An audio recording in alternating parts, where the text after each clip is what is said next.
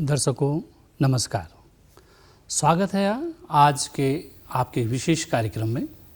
आज का हमारा विशेष कार्यक्रम है विकसित भारत 2047। इस विशेष कार्यक्रम में परिचर्चा के लिए हमारे बीच उपस्थित हैं विधानसभा अध्यक्ष श्रीमती रितु खंडूड़ी भूषण जी। कार्यक्रम में आपका स्वागत है। बहुत बहुत धन्यवाद ध्यानी जी। सभी दूरदर्शन के जो दर्शक हैं उनको मेरा प्रणाम, नमस्कार। दर्शकों, आगे परिचर्चा करने से पहले हम थोड़ा आपको बता दें कि रितु खंडूड़ी भूषण जी पूर्व मुख्यमंत्री मेजर जनरल भुवनचंद खंडूड़ी जी की सुपुत्री हैं। भुवनचंद खंडूड़ी जी ने अपने समय काल में बहुत बड़े काम किए हैं और जब वो भूतल परिवहन मंत्री थे उस समय की जो योजनाएं आज संपूर्ण भारत में याद की जाती हैं, चतुर्भुज योजनाएं। इसी क्रम में आज हम दीदी खंडूड़ी मैडम से बात करेंगे कि जैसा प्रधानमंत्री जी की कल्पना है कि विकसित भारत 2047, कैसे देखते हैं आप सब कुछ? जी, बहुत खुशी है। मैं राजनीति में अभी पहुंची हूं। 2017 में मैंने राजनीति शुरू की और प्रेरणा स्रोत हमारे प्रधानमंत्री जी थे, क्योंकि जिस तरह से कार्य होते हुए दिख रहे थे 2017 में, बातें कही नहीं जा रही थी, इम्प्लीमेंट भी हो रही थी, चीज़ें ज़मीन पे धीरे धीरे दिखने लगी थी, तो वो प्रेरणा स्रोत रहे। और जब वो कहते हैं 2047 में भारत एक विकसित देश उभर कर आएगा, तो हम सब विश्वास करते हैं। और विश्वास का कारण ये है कि जिस तरह की योजनाएं वो लेकर आ रहे हैं, हिंदुस्तान के हर वर्ग के लिए योजनाएं आ रही हैं, योजनाएं आ ही नहीं रही हैं, जमीन पे उनको हम इम्प्लीमेंट होते हुए देख रहे हैं। तो मुझे पूरा विश्वास है कि 2047 में भारत एक विकसित देश बनेगा। विकसित चाहे वो परिवार का हो या समाज का हो, क्षेत्र का हो, कहीं पर भी शिक्षा का एक बहुत बड़ा महत्वपूर्ण स्थान होता है। और कहते हैं कि यदि शिक्षा मजबूत है तो संपूर्ण चीज़ें सब मजबूती होंगी। अभी सरकार ने नई शिक्षा नीति लागू की है। किस रूप में देखते हैं आप कि एक बच्चा, आने वाली पीढ़ी किस तरह से शिक्षा से मजबूत होगी? देखिए, बहुत खुशी की बात है कि बहुत सालों के बाद, 70 साल के बाद लगभग, आदरणीय प्रधानमंत्री जी ने ये निर्णय लिया कि शिक्षा नीति में बदलाव की आवश्यकता है। और अब हम जब सोचते हैं, हमने भी एक तरह से पढ़ा, हर सब्जेक्ट को एक तरह से पढ़ाया जाता था, और कहीं ना कहीं अगर मैं अपने लिए कहूँगी तो वो समझते नहीं थे, चीज़ों को रट लेते थे और रट के उसको उगल के कुछ ना कुछ हासिल कर भी लेते थे जीवन में। लेकिन जब बच्चे मेरे छोटे थे और जब हमने उनको पढ़ाना शुरू किया, तो कहीं ना कहीं ये लगता था कि जो शिक्षा नीति है, जिस तरह की शिक्षा हम अपने बच्चों को दे रहे हैं, क्या हम उनको एक ऑल राउंडेड पर्सनालिटी बना रहे हैं? क्या हम उनको देश के लिए एक ऐसा सिटीजन बना रहे हैं जो आगे चलकर देश के विकास में कार्य करेगा, देश को आगे बढ़ाने में कार्य करेगा? तो जब हमने नई शिक्षा नीति के बारे में सुना और पढ़ा और वो लागू होनी शुरू हुई, तो मुझे बहुत खुशी हुई। एक प्रोफेसर भी रही हूँ, मैंने पढ़ाया भी है, और मेरा मानना ये है कि बच्चों की पढ़ाई बच्चों को देखते हुए होनी चाहिए। किस तरह की शिक्षा हो, किस तरह की फ्रीडम बच्चों को दिया जाए, ऐसी कैसी शिक्षा हो कि उसमें केवल किताबों को ही ना पढ़ना पड़े। क्या हम उनको स्किल दे सकते हैं? क्या हम उनको सब्जेक्ट सिलेक्शन में फ्लूइडिटी दे सकते हैं? क्या हम उनको एक यूनिवर्सिटी से दूसरी यूनिवर्सिटी में जाने के लिए फ्लूइडिटी दे सकते हैं? क्या अगर बच्चा 1 साल कुछ पढ़ना चाहता है, अब उसका मन नहीं लग रहा है, तो क्या वो दूसरे सब्जेक्ट को ले सकता है कि नहीं ले सकता है? ये चीज़ें दिखने को नहीं मिलती थी। आज हम बच्चे को फ्रीडम दे रहे हैं कि वो निर्णय ले सके, अपने लिए निर्णय ले सके, और ऐसे निर्णय ले सके जो उसे लगे कि उसके लिए अच्छे हैं। तो हम बच्चे को सोचने पर मजबूर कर रहे हैं। बच्चा किस तरह से सोचेगा, किस तरह से वो पढ़ेगा, वो क्या क्या पढ़ना चाहता है। जैसे अब अपनी ही बात करूं, मैं बायो में अच्छी थी लेकिन मैथ्स में अच्छी नहीं थी। लेकिन हिस्ट्री के साथ मुझे बायो नहीं मिल सकता था, क्योंकि साइंस अलग था और आर्ट्स अलग था, कॉमर्स अलग था। अगर मैथ्स करना चाहती थी तो नहीं कर सकती थी। तो जो नई नीति आई है, वो उस नीति से मुझे लगता है कि हम बहुत ही सक्षम बच्चे तैयार कर रहे हैं, जिनका दिमाग विकसित हो, वो अपने लिए सोच सकें, साथ ही साथ हुनर लेकर निकलें। 12वीं के बाद अगर बच्चा कुछ हुनर के साथ कुछ कार्य करना चाहता है तो बहुत ही सुंदर सोच है। तो पढ़ाई एक तरफ इस तरह से बच्चों के बीच में अच्छी तरीके से पहुंच रही है, साथ ही साथ कहीं ना कहीं बच्चों को नौकरी तो करें ही, लेकिन नौकरी देने वाले बने, इसकी भी प्रेरणा देती है। क्योंकि जब स्किल बच्चे को बहुत ही छोटी उम्र से स्किल उसके हाथ में आने लगेगा, कहीं ना कहीं उसके दिमाग में ये चीज़ें भी आएंगी कि मैं नौकरी तो कर ही सकता हूँ, क्या मैं नौकरी भी दे सकता हूँ। तो जो नई शिक्षा नीति आई है वो 2047 के लिए डेफिनेटली एक बहुत बड़ा माइलस्टोन होगा और एक कारण होगा हमारे विकसित होने का। जी, आपने भी बहुत अच्छी जिक्र किया कि यहाँ पे स्किल की बहुत बड़ी बात है। हम अपने दर्शकों को भी और आपको भी दिखाना चाहेंगे कि एक रिपोर्ट हमने तैयार की है और देखते हैं कि विकसित भारत 2047 किस तरह से आगे बढ़ रहा है। जी। भारत दुनिया में सबसे तेजी से आगे बढ़ती हुई अर्थव्यवस्था बना हुआ है। विश्व बैंक, IMF समेत तमाम वैश्विक एजेंसियों के साथ ही निवेशकों का भरोसा भी भारतीय अर्थव्यवस्था पर बढ़ता जा रहा है। पिछले दिनों कारोबारी हफ्ते के पहले दिन शेयर बाजार नया ऐतिहासिक शिखर छूने के बाद बंद हुआ। भारत से विश्व को बड़ी उम्मीदें हैं, जिन पर पूरा उतरने की क्षमता भारत दिखा रहा है। भारत दुनिया में सबसे तेजी से आगे बढ़ती हुई अर्थव्यवस्था बना हुआ है। विश्व बैंक, IMF समेत तमाम वैश्विक एजेंसियों के साथ ही निवेशकों का भरोसा भी भारतीय अर्थव्यवस्था पर बढ़ता जा रहा है। यही वजह है कि कारोबारी हफ्ते के पहले दिन शेयर बाजार नया ऐतिहासिक शिखर छूने के बाद बंद हुआ। सेंसेक्स 760 अंकों की उछाल के साथ 73,328 पर, तो निफ्टी 210 अंकों की मजबूती के साथ 22,105 के स्तर पर बंद हुआ। आंकड़ों से यह भी पता चलता है कि डेट मार्केट यानी बॉन्ड बाजार को लेकर विदेशी पोर्टफोलियो निवेशक यानी FPI का आकर्षण बना हुआ है। इस महीने के पहले 12 दिनों में FPI ने बॉन्ड बाजार में 7,912 करोड़ रुपए यानी लगभग $1 बिलियन का निवेश किया। इस बीच वर्ल्ड इकोनॉमिक फोरम के मंच से भी अच्छी खबर आई है। एक निजी चैनल से बातचीत में वर्ल्ड इकोनॉमिक फोरम के अध्यक्ष बोर्गे ब्रेंडे ने कहा कि भारत $10 ट्रिलियन की अर्थव्यवस्था बनने की राह पर है।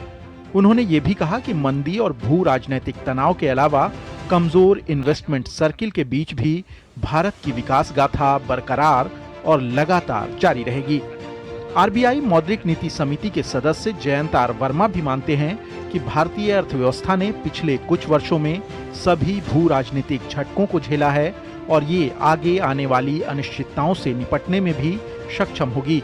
उन्होंने 2024 में कम मुद्रास्फीति, मजबूत विकास के साथ अच्छे नतीजों की उम्मीद जताई है। वहीं पश्चिमी देशों की ओर से अपनाई जा रही चाइना +1 रणनीति का भी सबसे ज्यादा फायदा भारत को हो सकता है। एक दैनिक समाचार पत्र द्वारा देश के दिग्गज मुख्य कार्यकारी अधिकारियों के बीच करवाए गए सर्वे के मुताबिक इसमें शामिल करीब 53% CEO का मानना है देश जल्द ही मैन्युफैक्चरिंग हब के तौर पर चीन का विकल्प बन जाएगा। सर्वे में शामिल 24.5% CEO का मानना है कि भारत चीन का विकल्प बनने के लिए पूरी तरह तैयार है। अर्थव्यवस्था की मजबूती के साथ ही भारत सरकार अपने नागरिकों को बेहतर स्वास्थ्य सुविधाएं भी मुहैया करा रही है। आयुष्मान भारत PM जन आरोग्य योजना के तहत 30 करोड़ आयुष्मान कार्ड बनाना बड़ी उपलब्धि है। इसका लक्ष्य 12 करोड़ लाभार्थी परिवारों को प्रति परिवार 5 लाख रुपए प्रति वर्ष का स्वास्थ्य कवर प्रदान करना है। वहीं नीति आयोग ने सोमवार को एक रिपोर्ट में कहा कि 2013-14 से 2022-23 तक इन 9 वर्षों में 24 करोड़ 82 लाख लोग बहुआयामी गरीबी से बाहर निकले हैं। इस दौरान उत्तर प्रदेश, बिहार और मध्य प्रदेश में बहुआयामी गरीबी में सबसे बड़ी गिरावट दर्ज की गई है। बहुआयामी गरीबी को स्वास्थ्य, शिक्षा और जीवन स्तर में सुधार के आधार पर मापा जाता है। प्रधानमंत्री नरेंद्र मोदी के नेतृत्व में केंद्र सरकार ने गरीबी को कम करने के लक्ष्य के साथ लोगों के जीवन को बेहतर बनाने में उल्लेखनीय प्रगति की है। नीति आयोग के ताजा चर्चा पत्र के मुताबिक बीते 9 वर्षों में 24 करोड़ 82 लाख लोग बहुआयामी गरीबी से बाहर आए हैं। परिणाम स्वरूप भारत के 2030 से पहले ही बहुआयामी गरीबी को आधा करने के सतत विकास लक्ष्य को प्राप्त करने की उम्मीद है। चर्चा पत्र के निष्कर्षों के मुताबिक 2013-14 से 2022-23 के बीच सबसे कमजोर और वंचितों के जीवन को बेहतर बनाने के लिए केंद्र सरकार के निरंतर समर्पण और दृढ़ प्रतिबद्धता ने इस उपलब्धि में महत्वपूर्ण भूमिका निभाई है। बहुआयामी गरीबी सूचकांक यानी MPI एक वैश्विक मान्यता प्राप्त व्यापक उपाय है जो मौद्रिक पहलुओं से परे कई आयामों में गरीबी को दर्शाता है। इस संपूर्ण अध्ययन अवधि के दौरान MPI के सभी 12 संकेतकों में महत्वपूर्ण सुधार दर्ज किया गया है। चर्चा पत्र के अनुसार भारत में बहुआयामी गरीबी में उल्लेखनीय गिरावट दर्ज की गई है जो 2013-14 में 29.17% से घटकर 2022-23 में 11.28% हो गई है, यानी 17.89% की कमी। 2005-6 से 2015-16 के मुकाबले 2015-16 से 2019-21 के दौरान गरीबी कुल संख्या अनुपात में गिरावट की वार्षिक दर भी काफी तेज थी। राज्यों की बात करें तो उत्तर प्रदेश, बिहार, मध्य प्रदेश और राजस्थान में 2013-14 से 2022-23 के बीच बहुआयामी गरीबी में बड़ी गिरावट दर्ज की गई है।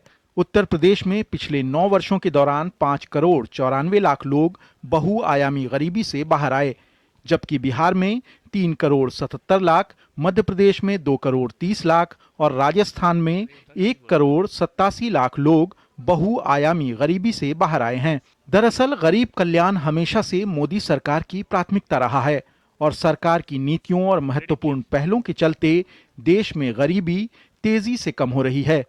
PM गरीब कल्याण अन्न योजना के तहत मुफ्त खाद्यान्न वितरण को 5 वर्षों के लिए बढ़ाने का हालिया फैसला मोदी सरकार की गरीब कल्याण के लिए प्रतिबद्धता की मिसाल है। बुनियादी सेवाओं तक पहुंच में आने वाली समस्याओं का तेजी से समाधान हो रहा है ताकि देश 2047 तक एक विकसित राष्ट्र बनने की ओर अग्रसर हो सके। Bureau report, TD news. माननीय स्पीकर महोदय, कार्यक्रम में पुनः आपका स्वागत। धन्यवाद। हम जिक्र कर रहे थे शिक्षा की बात। जी। अब पर्यटन की संभावना हमारे देश में बहुत ज़्यादा है, क्योंकि सभी जानते हैं कि हमारा जो देश है ये बहुभाषीय लोग हैं, अलग अलग धर्मों के लोग हैं और विदेश से प्रत्येक व्यक्ति यहाँ आना चाहता है और जानना चाहता है कि यहाँ की संस्कृति क्या है, यहाँ की जो सांस्कृतिक विरासत है उसको पढ़ना चाहता है, देखना चाहता है वो यहाँ। तो ये बहुत सारे पर्यटन की संभावना है। जी।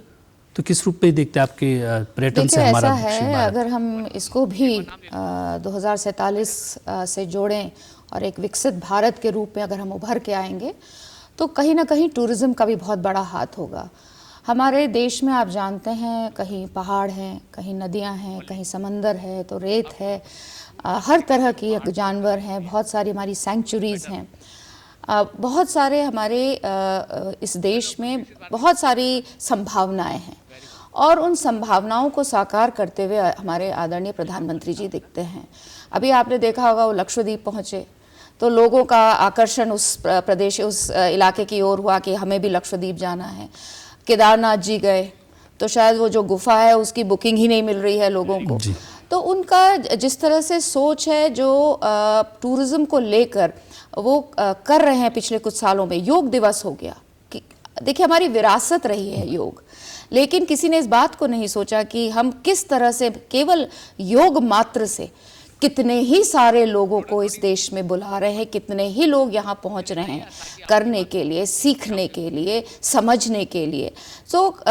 इस तरह का टूरिज्म इनकरेज हो रहा है। अगर मैं बात करूं मेडिकल टूरिज्म की, इतनी सारी सुविधाएं इस देश में दी जा रही हैं या विकसित की जा रही हैं बाहर के लोग यहाँ पे मेडिकल टूरिज्म के लिए भी आ रहे हैं।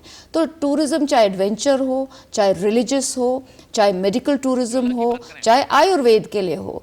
आप जानते हैं कि हमारे पास आयुर्वेद की भी ज़बरदस्त विरासत है और आदरणीय प्रधानमंत्री जी इस बात को लेकर जगह जगह इस चीज़ को कहते हैं कि जो हमारी पुरानी पद्धतियाँ हैं, चाहे वो योग हो, चाहे वो आयुर्वेद हो, ये हमारे यहाँ ये बहुत बड़ा खजाना है और हम इनवाइट करते हैं लोगों को कि आप यहाँ आइए, पढ़िए, समझिए और अगर आपको आवश्यकता है उसको आप यूज़ भी करिए। तो कहीं ना कहीं टूरिज़्म भी एक बहुत बड़ा फैक्टर है एक विकसित नेशन या एक विकसित देश कहलाने के लिए। और मुझे लगता है इस पूरे देश में जिस तरह की इनकरेजमेंट, जिस तरह का आगे बढ़ाने का प्रयास हो रहा है वो सराहनीय है। उत्तराखंड की अगर मैं बात करूं, होम स्टेज जी बड़ी ज़ोर शोर से आप जानते हैं बच्चे बना रहे हैं, नौजवान लौट रहे हैं और यहाँ बना रहे हैं, रिजॉर्ट्स बन रहे हैं, होटल्स बन रहे हैं, सुविधाएं दी जा रही हैं, इंटरनेट कनेक्शंस अच्छे हो रहे हैं, रोड्स अच्छे हो रहे हैं, इंफ्रास्ट्रक्चर अच्छा किया जा रहा है, बिजली, पानी, सारी तरह की सुविधाएं हम टूरिज़्म की तरफ भी आदरणीय प्रधानमंत्री जी ने अपना केंद्रित कर रखी है और बहुत सारी ऐसी योजनाएं हैं जो इंटरकनेक्टेड। अगर इंफ्रास्ट्रक्चर डेवलप हो रहा है तो कहीं ना कहीं वो टूरिज़्म को भी बढ़ावा देता है। तो इस वक्त बहुत सारी अच्छी चीज़ें टूरिज़्म को लेकर इस देश में हो रही हैं और मुझे विश्वास है कि एक डेवलप्ड नेशन जब 2047 में इंडिया उभर के आएगा तो टूरिज़्म भी एक बहुत बड़ा फैक्टर होगा। जी, आपने बहुत सुंदर बातें बताई। इसमें एक चीज़ और उन्होंने जोड़ी कि यदि शादी जी, वेडिंग डेस्टिनेशन जो आपकी है, हिंदुस्तान में इतने खूबसूरत जगह है और मैं आर्मी में रही हूँ, आर्मी की बेटी हूँ, तो सैनिक की पुत्री हूँ, तो पूरे देश घूमी हूँ और हमारे पास इतनी खूबसूरत जगह हैं, इतने सुंदर मंदिर हैं जहाँ की हम शादियाँ हों तो कहाँ पेरिस और कहाँ लंदन, हमारे तो बहुत खूबसूरत जगह हैं। और जब प्रधानमंत्री कहते हैं कि अब वेडिंग डेस्टिनेशन हिंदुस्तान में होने चाहिए, मुझे लगता है कि क्योंकि उन्हें लोग मानते हैं, उन पर विश्वास करते हैं, मुझे पूरा विश्वास है कि लोग अब इस तरफ सोचने लगेंगे और धीरे धीरे हमारी जो वेडिंग्स बाहर हो रही हैं वो अब हिंदुस्तान में होंगी। जी, इसमें यह है कि कुछ लोगों का भ्रमित होते हैं, कुछ बोलते हैं क्या कैसा होगा विकसित। तो जब बाहर से लोग यहाँ आएंगे, मेहमान यहाँ आएंगे, अपने लोग यहाँ आएंगे तो कितने लोगों को काम मिलेगा? देखिए, इकोनॉमी में बहुत फ़र्क आता है। अब आप देखिए, कल रामलला के प्राण प्रतिष्ठान हुए अयोध्या में। इकोनॉमी कहाँ जाएगी अयोध्या की और फिर इस देश की, हमें कहना मुश्किल है। कितने लोग पहुँचेंगे? रामलला के मंदिर का तो सभी को इंतज़ार था, 500 साल से हम सभी को इंतज़ार था और आदरणीय प्रधानमंत्री की पॉलिटिकल विल, उनकी ईश्वर पे आस्था के कारण ये सब हो पाया। लेकिन साथ ही साथ आप देखिए उसके और कितने बेनिफिट्स होंगे। देश विकसित इसी तरह से तो होगा, इन छोटे छोटे या बड़े बड़े कामों से ही तो विकसित होगा और विकसित कहलाएगा।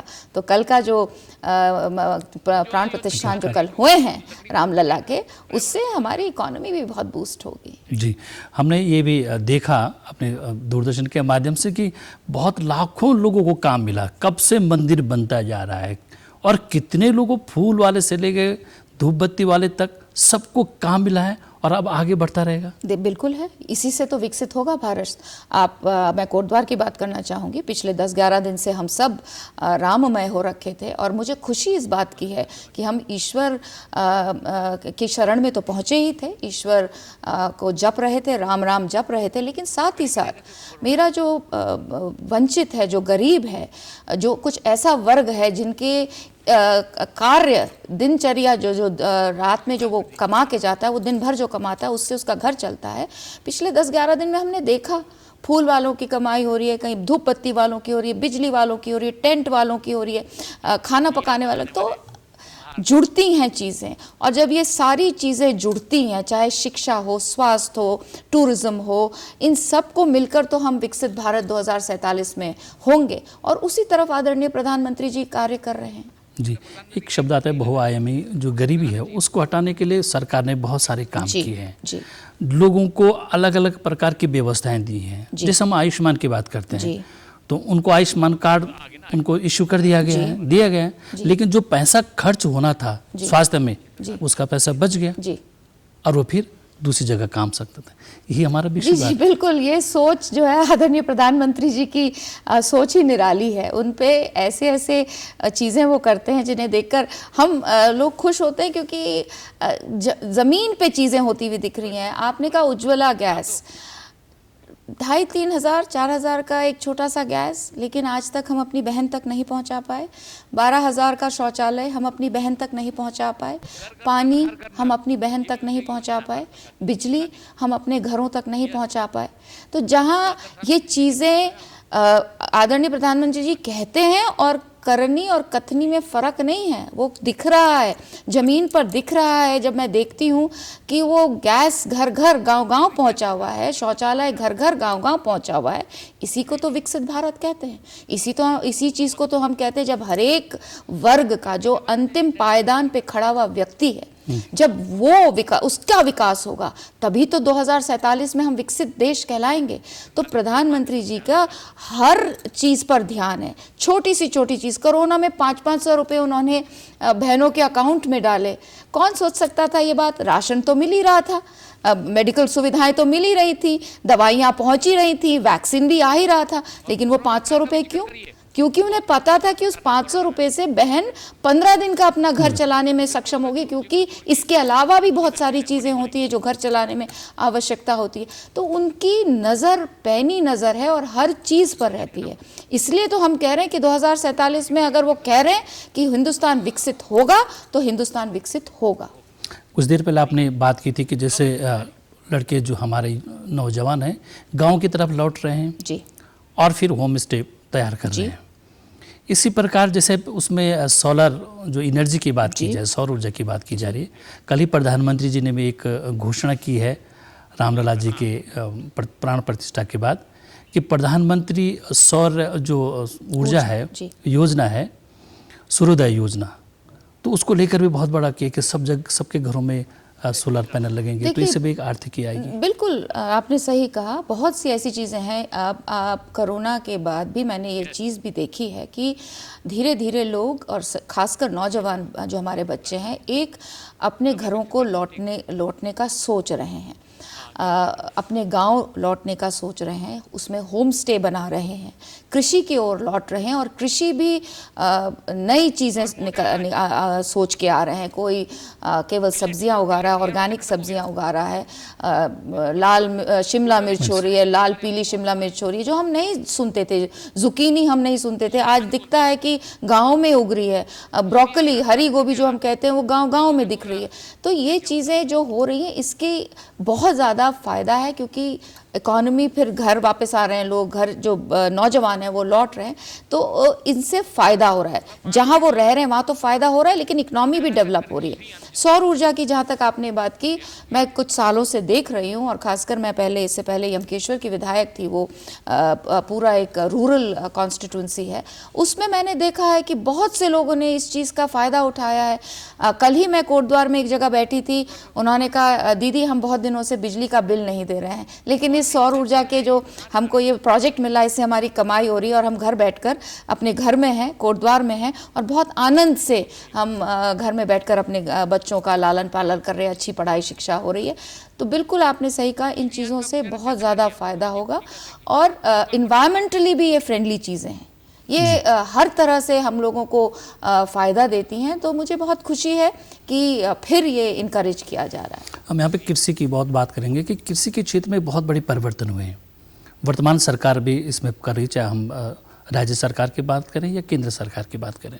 आज बच्चे जो हैं कि नौकरी की तरफ कम ये एग्रो बिजनेस की बात करते हैं कि एग्रो बिजनेस करना है, हमें ये काम करना है, इस पर जैसे वो मेडिसिन प्लांट हैं, ये तमाम चीज़ें की जा रही है। पर्वतीय क्षेत्रों में हमने भी कई बार हमें देखने को मौका मिला कि नए बच्चे कीवी जी, इसका उत्पादन बहुत ज़्यादा है। उद्यान की तरफ भी लोगों का रुझान जी, ये अच्छी बात है। देखिए, ये चीज़ें जब आप लौट रहे हैं, कृषि की ओर लौट रहे हैं, और ट्रेडिशनल कृषि नहीं कर रहे हैं, आप चावल, धान और गेहूं नहीं करके आप लेमन ग्रास उगाने का सोच रहे हैं। आप कह रहे हैं मैं मशरूम करूंगा, आप कह रहे हैं कि मैं जुकीनी, मैं कीवी, मैं अमरूद के बागान लगाऊंगा। सो एक नई सोच आ रही है लोगों में, और इस नई सोच का वहाँ के क्षेत्रवासियों को तो फायदा होगा ही, लेकिन पूरे देश को। जब उत्तराखंड विकसित होगा तो पूरा देश विकसित होगा। उत्तराखंड कैसे विकसित होगा? जब हमारे छोटे छोटे गांव विकसित होंगे। हम फार्म बैंक की बात कर रहे हैं, मशीनरी हम लोगों को दे रहे हैं,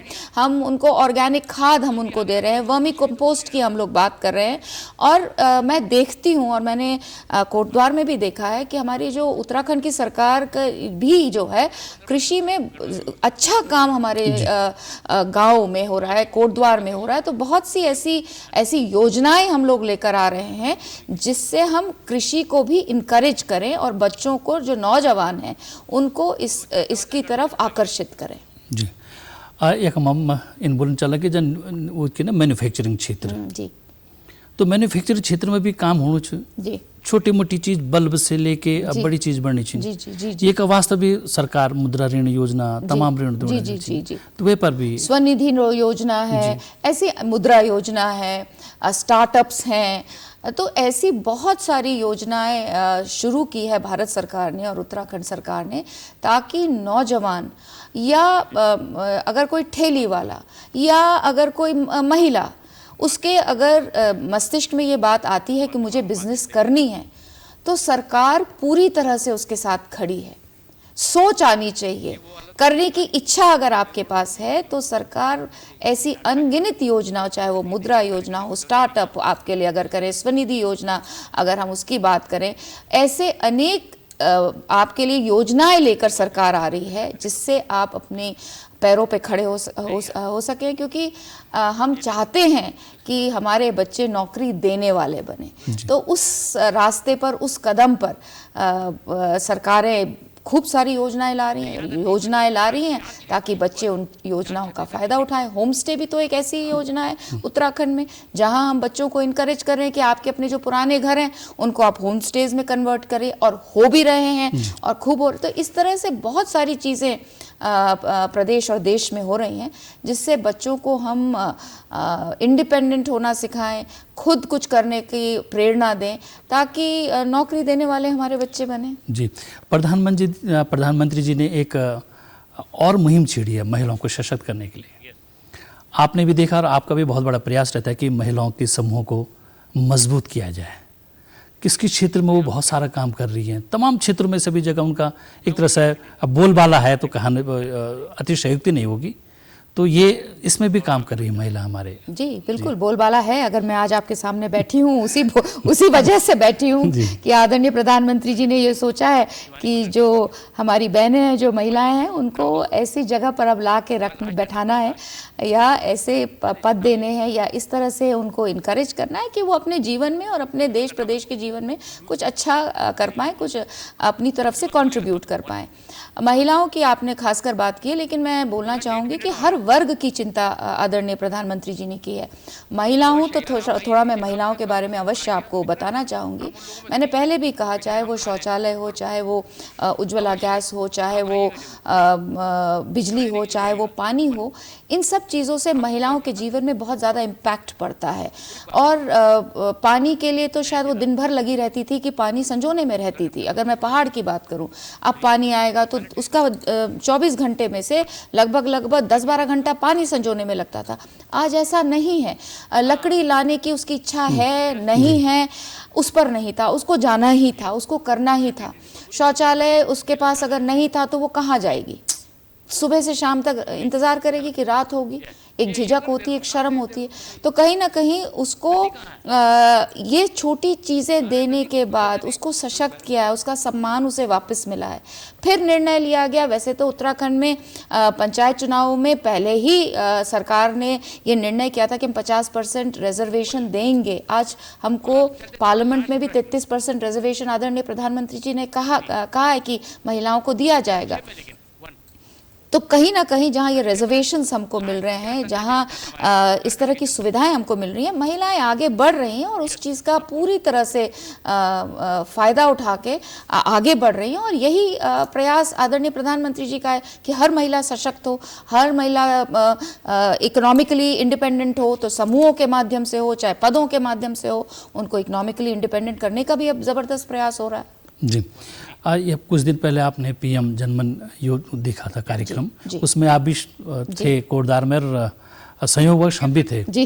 तो कितना बड़ा आयोजन था वो, तो उस वहाँ पे जो देखिए ये भी बहुत आनंद का विषय है कि आदरणीय प्रधानमंत्री जी ने ये निर्णय लिया कि जो हमारे शेड्यूल्ड ट्राइब्स हैं उनके विकास की भी बात करें, क्योंकि हमारे प्रधानमंत्री जी कहते हैं कि अंतिम व्यक्ति का विकास होना है और जब तक उसका विकास नहीं होगा तो हम एक विकसित देश कैसे बनेंगे। तो प्रधानमंत्री जनमन योजना के तहत बोक्साओं के साथ कार्यक्रम हुआ कोटद्वार में, बहुत बढ़िया कार्यक्रम हुआ। उनके लिए बहुत सी योजनाएं आई हैं, चाहे वो आयुष्मान हो, चाहे प्रधानमंत्री आवास योजना हो। मुझे पूरा विश्वास है कि उनका आगे विकास होगा। जी, इस समय आप हमारे कार्यक्रम में आए माननीय महोदय, इसके लिए आपका बहुत बहुत धन्यवाद। आज समय कम है, फिर दूसरे दिन इस विषय पर चर्चा। बहुत बहुत धन्यवाद ध्यानी जी, धन्यवाद सभी को, धन्यवाद। अब ले लो कैप्शन ले लो, टेक कैप्शन।